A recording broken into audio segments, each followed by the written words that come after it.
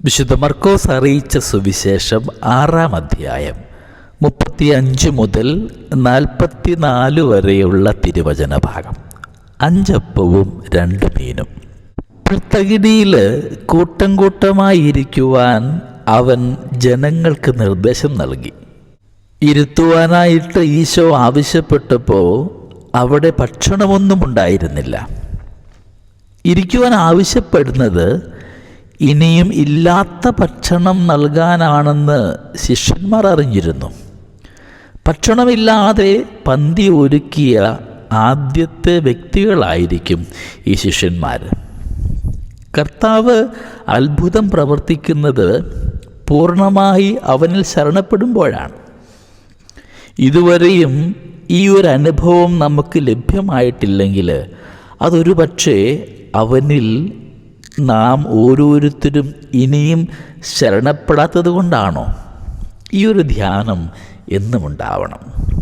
എൻ്റെ കയ്യിലുള്ളത് ഞാൻ സമർപ്പിച്ചപ്പോഴാണ് അവിടേക്ക് ഈശ്വര സാന്നിധ്യമുണ്ടായതും അത് അത്ഭുതകരമായിട്ട് മാറ്റപ്പെട്ടതും. എൻ്റെ കയ്യിലുള്ളത് കൊടുക്കുവാനുള്ളൊരു മനോഭാവം എനിക്കുണ്ടോ എന്നൊരു ധ്യാനവും നല്ലതാണ്.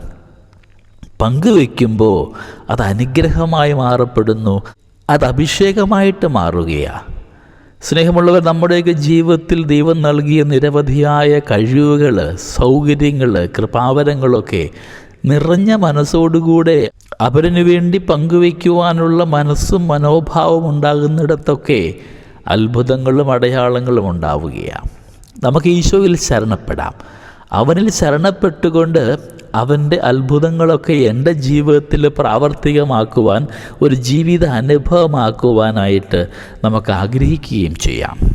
ദൈവം നമ്മളെല്ലാവരെയും സമൃദ്ധമായിട്ട് അനുഗ്രഹിക്കട്ടെ. നമ്മുടെ കർത്താവ് ഈശോ മിശിഹായുടെ കൃപയും പിതാവായ ദൈവത്തിൻ്റെ സ്നേഹവും പരിശുദ്ധാത്മാവിൻ്റെ സഹവാസവും നമ്മളെല്ലാവരോടും കൂടെ ഉണ്ടായിരിക്കട്ടെ, ഇപ്പോഴും എപ്പോഴും എന്നേക്കും.